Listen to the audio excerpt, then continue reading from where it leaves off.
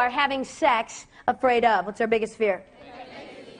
Pregnancy is the biggest fear of teens having sex today. Doesn't make a bit of sense to me. I got a newsflash for you. Pregnancy is not a disease. It's survivable. You can live through it. I've lived through it 3 times now. A few extra pounds here and there. It hasn't killed me yet. I'd have girls in my office for pregnancy tests, scared to death, waiting for the results of that test. I walk in, look at this girl, and say, your test is negative. She gets this look of relief over her face like I am off the hook, not pregnant. Thank you very much. Let me out of your office. Wait a minute. Have you been tested for syphilis, gonorrhea, herpes, chlamydia, trichomonas, vulvodynia, arthritis, hepatitis B, hepatitis C, HPV, HIV? Have you been tested for that? Me?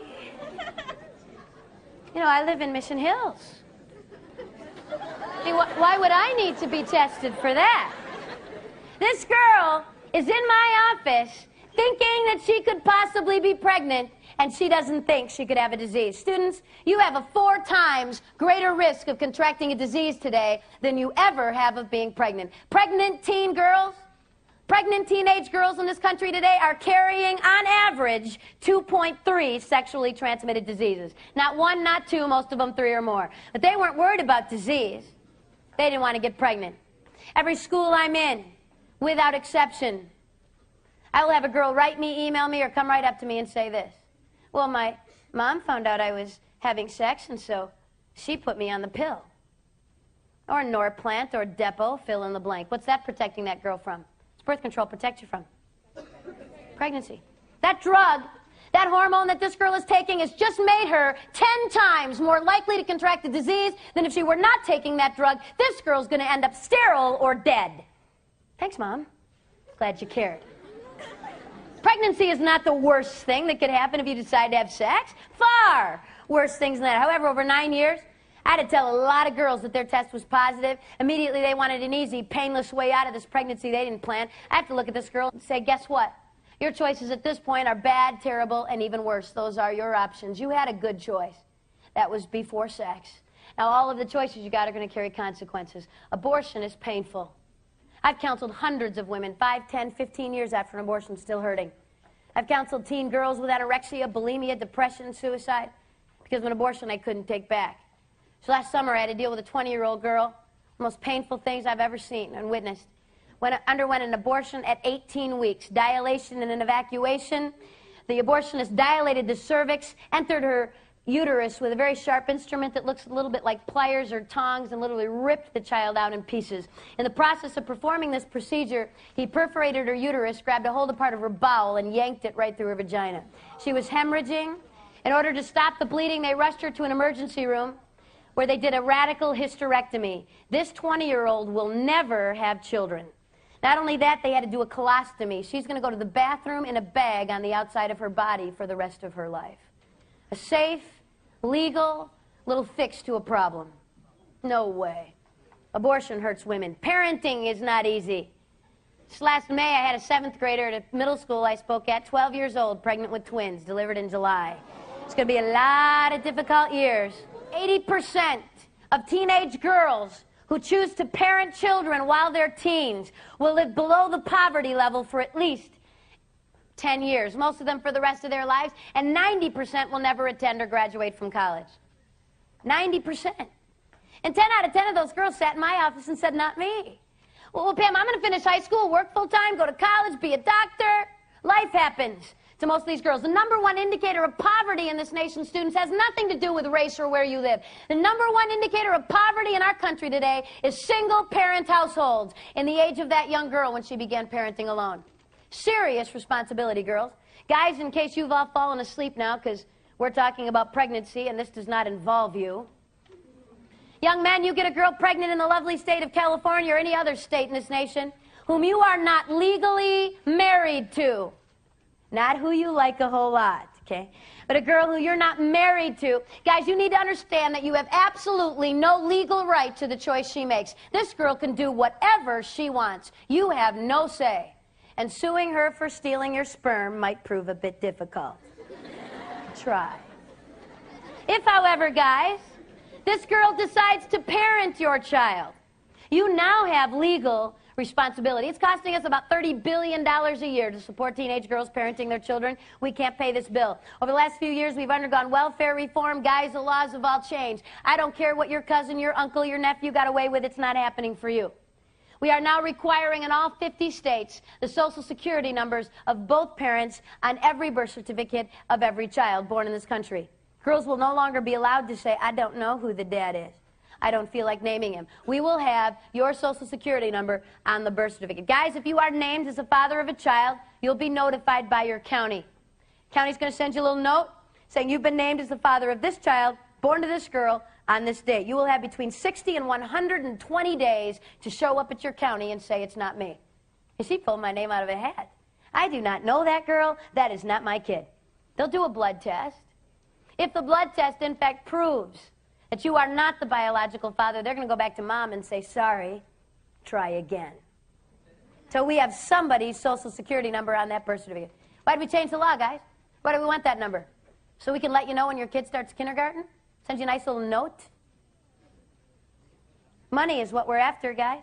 It's going to cost you over the next 18 years between $60,000 and $80,000, and your pay will be garnished. If you are not working, you will incur debt. And when and if you ever do get a job, it's coming out of your paycheck. This is a serious responsibility, young men. Better think about that before you have sex. After, if you're not married, it's too late. Key word there is marriage. If you're married, you've got all the choices in the world. If you're not, you don't. Third option a young girl has if she finds herself pregnant, which I happen to think is one of the more positive options available to girls today, but not without pain. It's going to carry consequences. It's adoption. The ability of a young girl to take the child she's carried with her for 9 months and loves with everything she is, to say, I want what's best for my child, and I'm not it. And I am willing to go through this pain to give my child a family. It takes a lot of courage, a lot of maturity, and a lot of love. 2 million requests for adoption will go unanswered every year in this nation. Girls, please hear this. This is primarily going to affect you. Infertility, the inability to have children of your own biologically, has risen over 500% in the last 8 years, in the 90s alone. In fact, we are now spending $4 billion a year on fertility treatment, and we have had more multiple births in the 90s because of fertility drugs than in the entire history of our nation up to this day. We've got so many more couples who can't have children and no infants available. Average adoption now takes between 8 and 10 years and costs between $10,000 and $20,000. It takes a lot of love for a girl to give her child a family and to give that couple the privilege of being parents. 34 years ago in Michigan, a young 15-year-old became pregnant. She had a lot of difficult choices to make, maybe more so than some young girls. She was raped. Abortion was legal in the 60s for rape. But this young girl chose to give her child life and then to place that child with an adoptive family. And that child was me. My biological father is a rapist. I don't even know my nationality. But I am still a human being. And I still have value. And my life isn't worth any less than any of yours just because of the way I was conceived. And I did not deserve the death penalty because of the crime of my father. And I've listened to the rhetoric all my life. And I've listened to people say, well, every child should be wanted and planned. Well, I wouldn't have an abortion. That's terrible. But if it were rape, well, then you're a mistake, Pam. I don't believe that. I believe that every child is wanted by someone. And I believe that God, in His mercy, had a plan for me. And I can't explain it to you. And you can't explain it to me. And I've asked all the hard questions. Don't think I haven't. Did God plan me? Did God plan rape? Because I don't know if I'd serve a God that did that. Did God look down that night in November of 1964 and say, oops, what am I going to do with that? I don't know. But let me tell you something I do know, students. I know that my God is so awesome and so amazing that He is capable of taking your worst pain, whether it was something that you chose or whether it was something that was done to you. And my God can make something very beautiful come from that. It's called amazing grace. The ability of God to take even the pain in our lives, the ashes of our lives, and make something good come from that. I don't know how and I don't know why. I just know He can. I've not met my birth mom. Someday I hope to. If I don't meet her here on earth, I'm going to meet her in heaven. I've been praying for her since I was 4 years old. And when we meet, I'm going to wrap my arms around her and I'm going to tell her I love her because she loved me. Loved me enough to give me my life. And then loved me enough to give me the next most special gift I was ever given. And that's my family. Since I wouldn't want any of you sitting in this room to ever have to make a choice like this. I've spent 9 years of my life walking girls through these choices. There is no easy way out. The best choice is before you have sex. After that, it's going to get really tough. But please hear me today. If you, someone you care about, were to find yourselves pregnant you didn't intend to be, please get some help. Please don't walk through this alone. Crisis Pregnancy Center should be close to you. Where you can find it, the best way to do that is to look under your yellow pages, under abortion alternatives or pregnancy counseling. Look under the listings, find out who is doing the counseling, give them a call, and get some help. Don't walk through this alone. Pregnancy is survivable, though. We can live through that. I could walk you through that. That is not the worst thing that could happen if you decide to have sex today. Far worse things than that. Today, November 4th, today, in the next 24 hours, 12,000 teens will contract a sexually transmitted disease. Today. 12,000 more tomorrow. 12,000 teens who got up this morning and said, like some of you sitting in this room, that's not going to happen to me. Fam, that happens in Los Angeles and San Diego and San Francisco and Sacramento and scary schools like St. Paul. But we're okay here at Alameda because it doesn't happen here. You're wrong. Since in the 1950s, we had 5 sexually transmitted diseases we knew about were treated. 5. You could count them on one hand. Go find a grandparent. Go find someone who grew up in the 40s and 50s. Ask them. Were there STDs when you were a kid? I mean, did people have them? Talk about at school? Have classes? Have wellness day? Oh, yeah, sure. There were sexually transmitted diseases. Got a shot of penicillin, moved on. It's a new world. Today we've got over 30 sexually transmitted diseases. 30% of them absolutely incurable. That means you get one of these diseases and you've got it for life. Which is a lovely thing, guys, when you're getting ready to get married. Found this girl you love. I mean, this is it. She's the one you want to spend your life with. All those other girls, that was just messing around. This is the real thing. Pull out that diamond, look her in the eyes. If you're really cool, young men, you'll get on your knees. And you say, marry me. By the way, I've got genital warts. You'll get it too. And we'll both be treated for the rest of our lives. In fact, you'll probably end up with a radical hysterectomy, cervical cancer, and possibly death. But marry me. Well, I'm excited now. Thank you for sharing. Isn't that what you want to tell your spouse? Lovely. HPV, genital warts, syphilis, gonorrhea, herpes, chlamydia, trichomonas, vulvodynia, arthritis, hepatitis B, hepatitis C, HIV, list goes on and on and on. These are serious diseases, students, with serious consequences. Please hear me this morning. AIDS is not the only disease out there, and it is certainly not the only disease that's killing people. And yet we still have teens who actually think, well, if I don't get pregnant or I don't get AIDS, well, then I don't have anything to worry about. No way. No way. I was speaking in Ohio and got about 185 emails in September from a bunch of people telling me I needed to watch ABC. Because ABC was going to do a little special about sex, and we all know what a fountain of truth the media is. And I thought, well, before I bash ABC about their little program, I should probably watch it. If you caught this show, they called their little educational program Sex with Cindy Crawford. Hour-long little program to educate us all. So, all right, ABC, you got an hour. 60 minutes minus a few commercials. You will mention, I'm not even asking you to explain, okay? Mention one other disease besides AIDS. Did they? There wasn't a word. What a tragedy for women. I could not believe it. Chlamydia, one of the most common diseases among teens today, is chlamydia. This is a bacteria, not a virus, easily treated and cured. 2 classes of sexually transmitted disease. If you haven't had biology yet, this will help you. Okay, 2 types of STDs, bacterial and viral. A bacterial disease is curable. If we knew you had it, we could help you. Antibiotics can wipe that out. A virus is not. You get a virus, you've got it for life. There is no cure. We have never in the history of the world cured a virus, okay? Chlamydia is not a virus. It's a bacteria, curable. So what's the big deal? I'll tell you what the big deal is. And over 90% of teenagers who have chlamydia, there are no symptoms.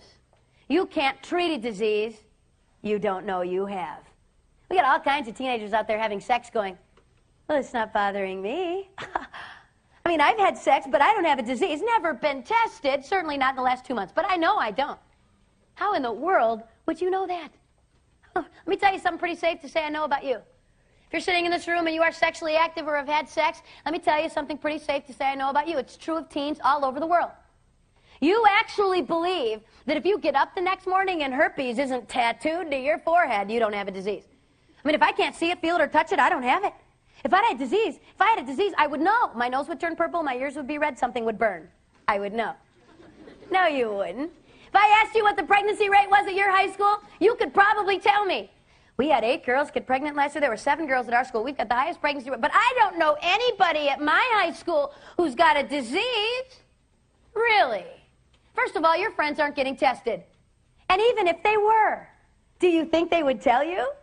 Went to the doctor Monday, found out I had herpes. Tell everybody by 5th hour. I would like for the entire school to know. You think I'm going to tell you? There's no way. So you think walking down the halls you're going to see it? Oh, purple nose, herpes, stay away from that. Oh, am I going to do that?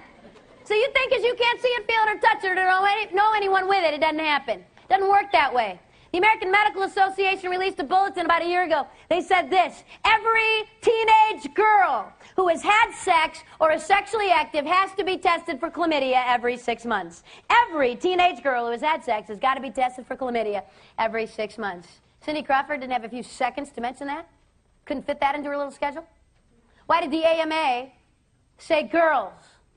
Why didn't they say every teenager having sex should be tested for chlamydia? Don't guys get this? Of course they do. Who in the world do you think you're getting it from, girls? Guys and girls both get this, so why would they say just girls? I'll tell you. Girls, listen up. Girls, you contract chlamydia 1 time in your lifetime, cured or not, and there's a 25% chance you will be sterile for the rest of your life.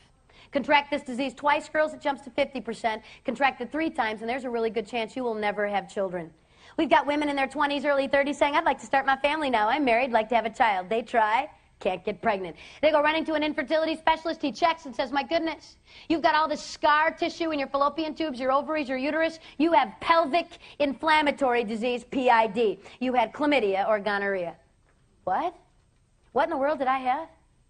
How could I have had that disease? I didn't even know. It's too late, girls. Girls, I'm begging you to hear this morning. Please hear me. That guy can break up with you, leave you, meet another girl, marry her, and have a family. This is not going to hurt him. You're scarred for life. You have more to lose, girls. Please don't miss this. I am so sorry. Life is not fair. There is no even score here. Girls, you are going to pay a higher price physically every single time. In case you missed this in 6th grade human reproduction and anatomy, we're different. Boys' and girls' bodies are not the same. Some of you are looking confused. That's scaring me. Thought that was safe by now. Girls, you all have an open sexual system. The guys sitting in this room all have closed sexual systems. Girls, you are easier to infect and easier to damage on a permanent basis. It's the way you're made. Girls, you have to release an egg from an ovary. It has to make its way through a fallopian tube that cannot be scarred in any way. If that takes place and conception takes place, this conceived egg now has to attach itself to your uterine wall. There can be no infection or scarring of your uterus. If it's able to receive the nutrients it needs, baby grows for 9 months, you deliver. He produces sperm. Big deal. Not that hard. Girls, your system is just a little more complicated. It's the way you're made. Now the guys are ticked. I can see you. Well, that's tough. Well, if you think that's so easy, you just try that then. See, they let a woman speaker come in and talk about sex, and she's just dissing men. What's wrong with you? Some kind of feminazi or something? Don't you like men? I like men. I married one. I have 2 boys. And I'm going to say something really nice about a lot of the young men sitting in this room, so I don't want any guys with selective hearing. Okay, you got to pay attention to the whole thing, not just a little part. Girls, I've traveled this country. I've been in towns, cities, and schools all over this nation and around the world. And girls, in every school I've been in, and Alamania is no different, sitting in this room are young men of integrity, guys with character. Girls, guys who do care about you. Girls, the kind of guy, if you were to date him, would look at you and say, I do love you, and you matter. And you know what? I might be able to walk away from sex with you without permanent damage. but you might not. And I love you so much. You matter so much that I would never ask you to put your life on the line to meet my momentary need. I would never pressure, demand sex, dump you if you wouldn't sleep with me. I care too much for you for that. There are guys with that kind of integrity, girls. I married one.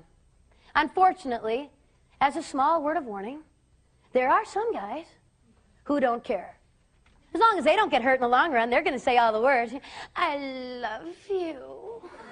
Well, everybody else is, dude, I can't live with it. If you won't, she will. I'll die. You're not going to die. Nothing will fall off. You will live. Real love respects. Love doesn't pressure, damage, hurt, take, and walk. It's not love. It's selfishness. Kids ask me everywhere I go, well, Pam, how do I know if it's love? How do I know if this person loves me? They said it, my heart's pounding, how would I know if it's really love? There's only one way you will ever know if it's love. Put a boundary down. Say this far and no further, and watch for respect. Don't give love without respect. Not possible. Problem is, where do y'all get your idea about what love is? From television, movies, 90210, Dawson's Creek, Felicity, the Titanic. My daughter begged me to take her to that flick. I made the mistake and did. Had to debrief her for 2 hours. One of the most abusive relationships I've seen on a screen. A young girl about ready to jump off the back of a boat. Now, I'm not the best psychologist ever walked the face of the earth, but my guess is she was a little vulnerable. You think? Hurting a little, self-esteem probably not where it needed to be. Very nice-looking young man, very cute. Walked into her life, said all the right words, and within 48 hours was sleeping with her, and we called it love. All I can say is it's a good thing that boy died. Because if he hadn't, we would have found out what that was all about when we hit shore. Thank you. It was fun. See ya. Students, hear what God says love is. Love is patient. It's kind. It's not rude. It's not selfish. It would never damage someone and hurt them. It's not love. It's selfishness. I was speaking for the Diocese of Covington, Kentucky. We had about 4 Catholic high schools bust into an auditorium, everybody at once. I was in the back of this auditorium in Covington, and about 8 girls from one of the schools got around me. Girls do things in packs. And these 8 girls got around me, and they said, Pam, you know that thing you said today? You said there were guys with integrity, with character, who wouldn't pressure us for sex, who wouldn't dump us if we wouldn't sleep with them. Well, you've not been to our school. There's not a guy at our school like that. All they want is sex, and if you won't sleep with them, you'll be dateless. I said, girls, you're wrong. That is absolutely not true. There are guys at your school who, if you put a boundary down, would respect you. In unison. These girls looked at me and said this. Well, then why do we always date such losers? Try to speak the truth in love. I work hard at that. Girls, take a look in the mirror. What are you settling for, girls? Girls, you want respect? You have to demand it. You want to get used, walked all over, be the next notch on someone's belt? I got a little word of advice for you today. Start in here and get used to it. You're going to get used for the rest of your life. You want respect, you have to demand it. You demand respect, you get it. Girls, I'm saying this to you, please hear my heart today, because if you do not, you will pay the higher price. The score is not even. Then there's herpes. I've spent a lot of time on herpes. Let me just say this. Herpes is a virus. One of the more common diseases among young people and adults in our country today. Herpes is a virus. What does that mean? You get it, you got it for life. You'll give it to your spouse someday. There is no cure, okay? It's forever. Basically, it's sores on your genital area that reoccur on occasion throughout your life. We used to think it was, that was no big deal. Actually, it's so common now that we have to endure commercials. And I'm watching television with my children. It's very nice, beautiful girl. I think she's riding a bike, and also I have genital herpes. If you have genital herpes, you can take this medication. It may cause diarrhea, vomiting, and nausea. And I'm thinking, whatever that is, I want that. So nice, Students, everybody, of all people over the age of 12 in this nation, 1 out of 5 of everyone over the age of 12 is infected with herpes today, a virus. You don't get to say, oops, wish I wouldn't have that. It is for life. That's not the #1 STD, though. The #1 sexually transmitted disease in this country and around the world is human papilloma virus, HPV. This is a virus. What does that mean? You get it, you got it for life. No cure. You will give it to everyone you have sex with after infection. This is not only the most common virus, this is the most contagious. Not transmitted the same way as HIV. We'll talk about that in a minute. Street name for HPV is genital warts. Basically, warts on your genital area that need to be burned off periodically, either through laser surgery or chemicals. We used to think that was the only big deal. It's kind of gross. Have to have some warts burned off now and then. Till we realized a few things about this. Number one is this. You can have this virus, and you can be giving it to other people without ever having warts. In fact, the most cancerous strains of this virus don't produce warts at all. Girls, if you do get warts or lesions as a result of being infected with this virus, typically girls, they will be on your cervix. When was the last time you saw your cervix? I had an 8th grade boy in Detroit look up at me and go, I don't know. Said, you don't have one, honey, breathe. Girls, this is not a part of your body. You can see, okay? I know that when I say genital warts at a high school, I know I've got students sitting in this room who've had sex who in your mind are going to do this. Well, she said that wart thing, and I have never seen a wart down there. I don't have that. If you have not been specifically tested by a physician for the virus, and hear me very carefully, to be tested for the virus is a very expensive blood test that is almost never done. Certainly never done at free clinics. And so we got all kinds of kids going, well, I got tested. I went down to the free clinic, paid $5, and I don't have anything. Absolutely not. We can't afford to test you for the virus. What we do is require all women who've had sex to undergo a pap smear yearly, at least, if not every 6 months, to in fact make sure that you don't get the eventual result of the virus, a possible result of the virus, which is cervical cancer. Guys, this is, HPV is kind of annoying, and having warts burned off your genital area on occasion is painful, I'm sure. I'm guessing, I don't know, but I think it probably would be. And I would hate to have to be there when you had to tell the girl you loved and want to marry that you were going to give this to her. That won't be any fun. But you're going to live. Girls, this is a big deal for you. HPV is the #1 causal agent of cervical cancer in women. We've got young girls as young as 18, 19, and 20 undergoing radical hysterectomies because of cervical cancer. Dealt with a senior last year. Came up to me, was being real tough. Oh yeah, I have HPV. I have cervical cancer. I've had numerous cryosurgeries on my cervix. It's been frozen numerous times, and the cancer now spread to the uterus, and I'm getting a hysterectomy in 3 weeks, just before she graduated from high school. She said, Pam, it doesn't matter. Kids are noisy, smelly, and they cost a lot of money, and I don't want any. Then she got a little teary. She said, I'm just trying to deal with the fact that I'm going to have to tell the man that I love and want to marry that if he marries me, neither will he. It's worth it, girls?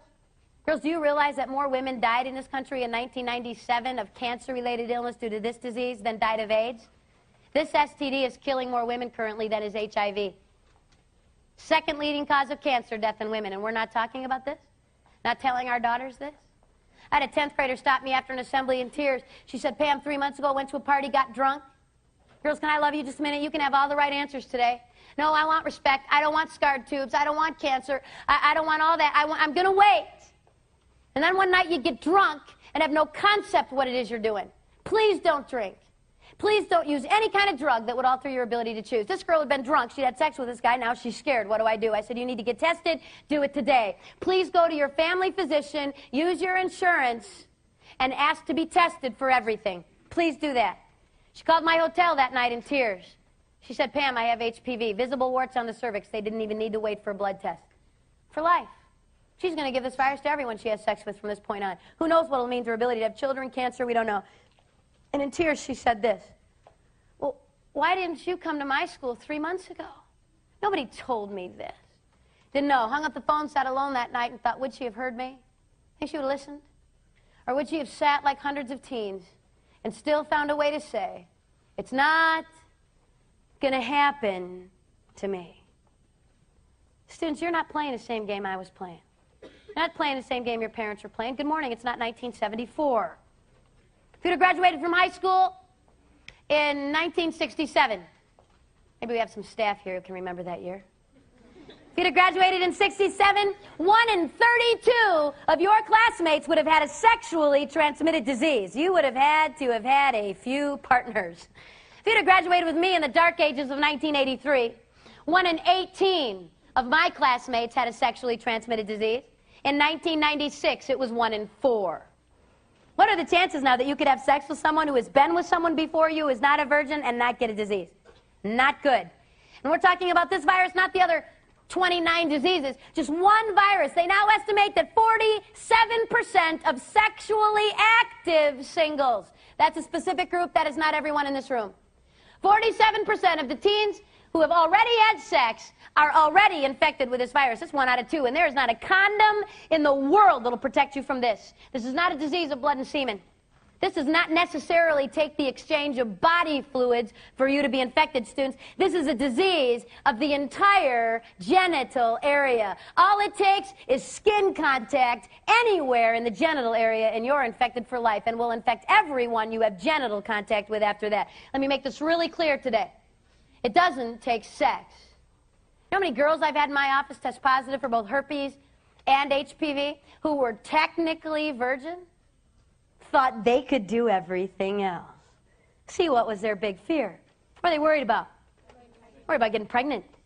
So I can do all this other stuff. It's not really sex, Pam. I won't have to worry, really. Number one question I get everywhere I go around the world, number one question I get from teens is this. Well, how far is too far? Well, then, Pam, where's the line? Well, then just lay it out. What can we do and not get a disease? And I was convinced for 5 years, absolutely convinced that this was a teenage problem. It's teenagers. I don't know what we have to say to these kids. They don't get it. They so narrowly define sex that sex is only the penis actually entering the vagina. Nothing else is sex. And then I realized the President of the United States doesn't know how to define sex. And I'm having a bit of trouble figuring out why you can't get it. It wasn't really sex. That doesn't count, does it? Let me give you the medical line over which you can't step. If you have stepped over this line, you have risked disease. And you need to get tested. I don't think this is complicated. I don't think this is tough. I think you can understand this. Here it is. Absolutely no genital contact of any kind. None. You stepped over that and you're at risk. I'd have girls in my office daily for pregnancy tests, scared to death. I'd do the test. I'd walk in, look at that girl, and say the test is negative. She would be like, thank you, I'm gone. I'm leaving. No, you're not. You need a pap smear, a blood test, vaginal culture, physicians in Tuesday, Thursday, Friday when you come in. Oh, not me. I don't need those tests. Yeah, you do. Well, no, see, Pam, I've only been with my boyfriend, and he has only been with me. Oh, that's good. How do you know that? He told me. It's good. Did you ask the right question? Students, please realize this. It is never good enough to ask a partner if they've had sex before.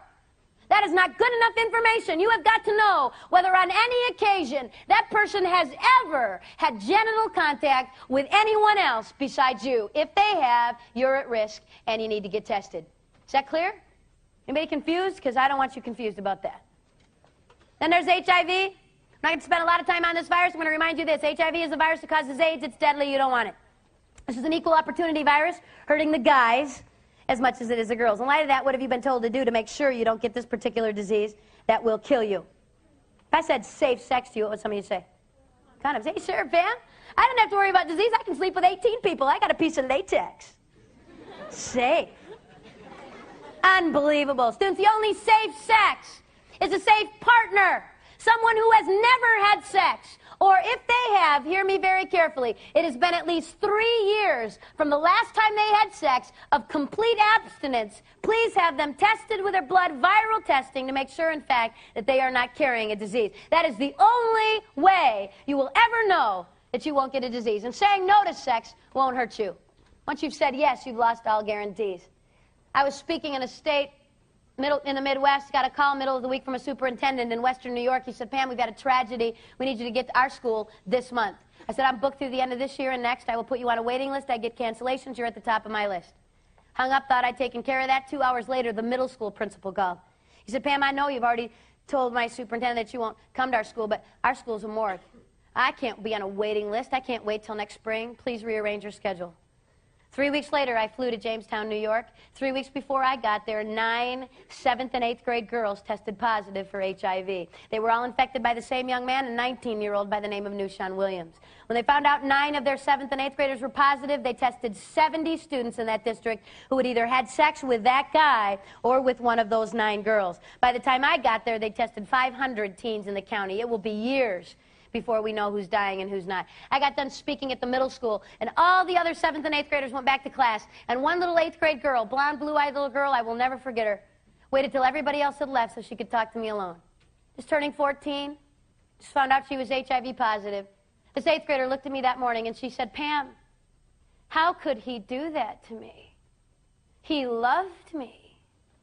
He loved her, you think? That's love now? Sex is love and love is sex. If you love me, you will prove it. That's love now? Please tell me we haven't fallen that far. Sex isn't love and love isn't sex. Let me tell you something about this little 8th grader, though, because she's not that different from some of you. She so desperately wanted somebody to love her. Anybody. Someone to say, you're pretty, you matter, I like you. She was willing to put her life on the line to get love. And she actually believed that if she gave sex to this guy, she'd get loved. What she got was used. It's not the same thing. What if we didn't have AIDS? What if we didn't have genital warts and herpes and chlamydia and syphilis and gonorrhea? What if I could give you a super condom? I mean, I can't. But what if we could? Use it, sleep with 20 people, it won't matter. Are there other reasons besides disease that we might want to wait?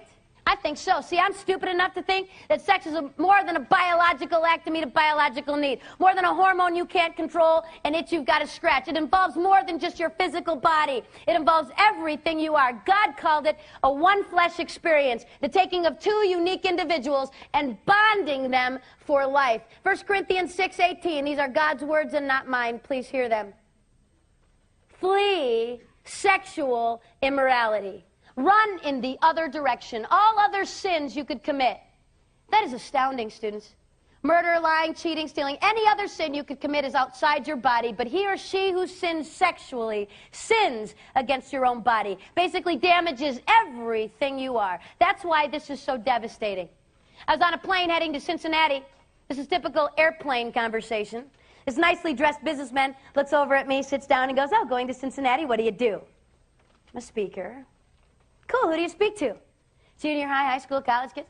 Oh, cool, what do you speak about? Sex. He'll either go back to his reading material real fast or decide to talk to you. This guy thought that was interesting, so he said, what do you tell teens about sex today? So you tell them to wait. Not have sex until they're married. One partner for life. By now, the entire plane is listening, and this guy looks over at me and he goes, what? Are you crazy? They're all doing it. They're out of control. They're animals. I mean, what is the success rate of telling teens not to have sex? Before I tell you what I said to this lovely gentleman on an airplane, can I apologize to you? Please allow me to sincerely apologize to you for any adult who would walk into your life and tell you you can't control this. That it's hormones. That you're no better than the family pet. That you're going to turn 14 or 15 and the hormones are going to kick in and you're going to be walking school halls going, it's not going to matter. It's hormones. They can't possibly control it. You're better than that. You can say yes, and you can say no. It's a choice. You choose. This astounds me. Girls especially are bad at this. They'll come up to me and they'll go, well, Pam, I was going to wait, and I really didn't mean to have sex with those 8 guys, but it just happened. My favorite one is this one. It was an accident. What, were you walking to get your mail naked and some guy was jogging by, he was naked? That would be an accident. This is not an accident. This did not just happen. You chose. You can say yes, and you can say no, okay? First thing I said to this guy, back to the plane, first thing I said to this guy was this, buddy, everybody's not doing it. That's a lie. Thousands of students all over the nation are choosing to say no to sex until marriage. I stood in the Dome in Atlanta with 40,000 students and over 1 million commitment cards signed by teens across this nation saying, believing that true love waits. I make a commitment to God, myself, my family, those I date, my future spouse, and my future children to remain sexually pure from this day on until I enter a sacramental marriage relationship. We stacked those cards from the floor of the Dome through the roof. Twice. There are thousands of teens who aren't having sex. How unfair that we would say everybody's doing it. Not true. Second thing I said to this businessman on the plane was this. Buddy, I don't care how old you are or how old I am. Your yes to sex and mine doesn't mean a darn thing if we don't know how to say no. Anybody can say yes. It takes no talent or ability. It takes character, integrity, and self-respect to say no. Students, I sat where you're sitting. I went to parochial school. I had parents who loved me a lot, parents who told me what God said about sex. They said, Pam, God says don't have sex, don't do it. School said that too. This was the extent of my sex education. God said don't do it, end of discussion. And actually, that should be enough. Should be enough. You know, in all my discussions and all my thoughts about sex outside of marriage before I got married, I thought this, and I missed a piece, and I want to give this piece to you. See, I thought that I'd have to say no to sex until I was married. It would be so hard, take 185,000 cold showers, beat people up with sticks, and then someday I would get married, and I would never struggle with sexual temptation again. It would be over. See, because married people don't struggle. Once you put this wedding ring on, there is no temptation. Marriage is happily ever after, excitement, heart-pounding romance, all the time. There's never a moment that I look over at my husband and go, I married that? And I am just so beautiful and gorgeous. There will never be a woman more attractive than me. Not for 50 years, ever. Really? You think so? Come on. Marriage is work. Marriage is tough. Marriage requires sacrifice, and it requires integrity. What in the world, adults? What in the world made us think in the 70s and 80s that we could sleep with whoever we wanted? No big deal. Sex was free. Sleep around. And then someday we'd put a white dress on, a white tux on, and the magic discipline fairy would sprinkle dust on us. And now we would be able to control what we never controlled back there. Did it work? No. And many of you sitting in this room have experienced the pain of infidelity and adultery. You've watched families be ripped apart because someone didn't have control. I was speaking at a parochial school, and a senior waited till no one saw him speaking to the sex speaker after school when he was pretty sure it was safe. He said, Pam, I want to talk to you. You scared me to death today. So what's the deal? He said, first of all, I want you to know I'm a senior. I've been dating this girl for 2 years. I love her. She's awesome, perfect, beautiful. I'm going to marry her. She's everything I ever wanted. One of the reasons he told me he was going to marry her is she wouldn't sleep with him. She had integrity. That was important to him and the girl he married. I said, you said I scared you, buddy. What's the deal? He said, well, just before school started this fall, my buddy and I were over on this college campus. We were there for college days. We were hanging out in the dorms that weekend, and this college freshman, she threw herself at me. What was I supposed to do? I regretted it. I wish I hadn't done it, swept her under the carpet until you came to my school. He said, Pam, I'm going to get tested. I'll do it this week, I promise. But I'm afraid you're going to tell me something else. I'm afraid you're going to tell me I need to tell my girlfriend what I did. Oh, yeah, you will. Yeah, but she threw herself at me. I have moms tell me, moms are good at this, you were really hard on the boys. You were just so hard on those boys, Pam. I mean, have you seen girls lately? Have you been on a high school campus lately? Yeah. Have you seen the way these girls dress? Just take me now. What is my little boy supposed to do? Fleeing might be an option. I don't know. Running in the other direction, I'm thinking. It's tough. I don't know what you should do. I looked at this guy, the senior in high school, and I said, buddy, you want to go 7 years down the road with me? Let's go 7 years down the road. You've married this awesome, beautiful little girl. You got 2 beautiful kids. Your job takes you on the road. I know what that's like. I'm in hotels 14 nights a month. You're tired, exhausted. You've had a long day. You just want something to eat. You go down to that restaurant bar thing. You bring a book. You're minding your own business, and some woman walks up and throws herself at you. You're going to call your wife later and say, sorry, honey, but she started it. It was not me. Is that going to fly in your house? That doesn't fly in mine. Young man, the integrity you show yourself, the discipline and control you show yourself and every girl you date is very indicative of what we can expect from you long term. What do you think, some magic was going to happen with a ceremony? Girls, the respect and integrity you show yourself and every guy you date is pretty indicative of what we can expect from you long term. It starts right here. A lot of you haven't heard your worth waiting for. Hear it from me. The person you're going to spend your life with is worth your very best. Some of you sitting in here are thinking, well, this talk was not for me. You're just too late. Well, I wish I would have heard this 3 years ago, 4 years ago. I wish I would have heard this 6 months ago. If you're sitting in this room and you've had sex and you've been tempted to tune me out, I need you to tune me back in. You've got the same choice to make today as everyone else in this room. I'm not really as concerned with what you chose to do before you walked in here. I am really concerned with what you choose to do when you walk out. And the first thing I want to say to you is that there is a God who loves you, who wants the best for you, who has given us rules and standards in order to give us that best because he didn't want the pain. Let me tell you something else about this God. He knows that there will always be people who will do it their way.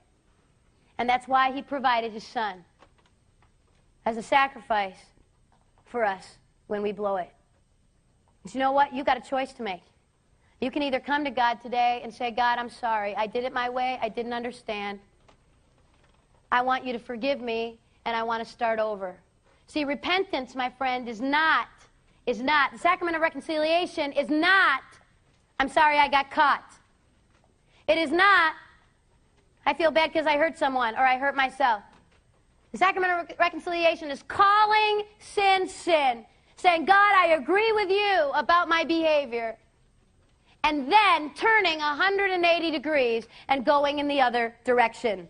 Not, I'm sorry today, and I'm going to do it again on Monday. But I'm sorry, I am deeply hurt by what I've chosen to do. And God, I make you a promise that I'm going to turn 180 degrees. Well, how do you do that, Pam? How can you do that? It's so hard. It's such a struggle. How do you say no?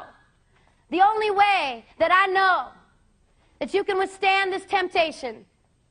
And Paul the Apostle in the Corinthians said this, there is no temptation taken you, but such as is common to man. We all struggle. We all struggle daily to do what's right. The only way that I know to turn 180 degrees and to begin to honor God with your choices is to be connected with the life of Christ. Is to be connected consistently, always connecting, abiding in the life of Christ. That is what sacraments are for, to continually abide in the life of Christ, to gather from that the strength we need to live righteously. One of the options is you ask for forgiveness, you walk out of here and you start over. The other option is you harden your fists in the face of God and tell him one more time you don't need his rules and you can do it your way. And you walk out of here the same as you were when you walked in. And let me give you a little promise. I know what is at the end of that road. It's death. Death is at the end of that road. The Bible says the wages of sin is death. But the gift of God is eternal life. The choice is to walk in the life of Christ or to choose death. I had a young girl in Anchorage, Alaska come up to me. She said, Pam, I'm a recycled virgin. I said, cool. She said, when I was 15, I had sex. It left me with so much pain. I said, no more. I don't want to do that anymore. I asked Jesus to forgive me. And I made a commitment that I would not have sex again until I was married. I said, you know what, that's so awesome. Someday when you get married, you will have to tell that guy what you did when you were 15. But hear me very carefully. You're going to be able to look at that guy, and you're going to be able to say, for the last 3 years, 5 years, 7 years, whatever it is, I have waited for you. I've practiced discipline in my life. I can be trusted. And we're going to know what kind of damage was done. We've had some years to make sure she's okay. You can walk out of here and keep doing what you've been doing. That's a choice you need to make. Or today, you can say no more. Someone's going, yeah, but Pam, you don't get it. I mean, if I went back to my boyfriend or girlfriend and told them I loved them, I love them. I don't want to break up. I want the relationship, but not the sex. They'll dump me. I mean, if I won't sleep with them, they'll find somebody else. The relationship will be over. Really, what's your relationship based on? It's based on sex. Want to test a relationship that's sexual? Want to find out whether or not they love you? Do you want to know? I got a challenge for you today. Stop. See what's left. If they love you, they will still be around. If not, you've just learned, my friend, what you need to learn about that relationship. If you're sitting in this room and you have never had sex, you still have your virginity. And if my stats are right, that's at least half of you. If you're sitting in this room and you still have your virginity, I want to say this to you this morning. And I want to say this because I know you don't hear it very often. Please hear it from me today. Good for you. Good for you. You have something so special and so valuable, it is worth whatever it takes to get to your marriage with no past, no fear. It's not going to be easy. You're going to get laughed at. Kids are going to say to you, you're not having sex. Everybody else is doing it. I told you that God wanted to give you the best and God wanted you to have great sex and you laughed at me. This nation spent $5 million in 1996 and 97 to find out who's having the best sex in this country. University of Boston, Chicago, UCLA. Guess what every study, $5 million produced? This